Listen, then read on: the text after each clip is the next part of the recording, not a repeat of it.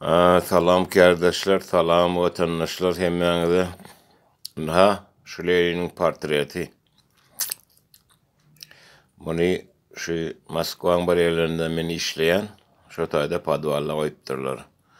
Men häzir şunu elim alyp, o garaňky ýerlerde musaryň içine zyňjak men şunu. Ödem aňarda garaňky görmezlige mümkin. Şunu elim alyp şo ýere zyňk goýarjak häzir.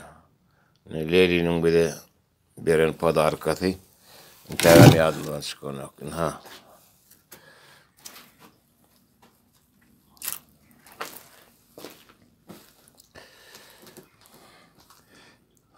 Sen hain, musulmanlara düşman olan hain sen. Öz döwletiňe de, öz orsuňa da ikiligeden hain pidarat sen. Ine Lenin sen.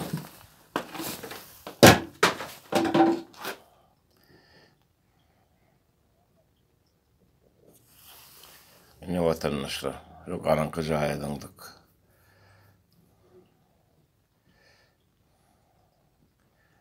Putin'in malumları şular.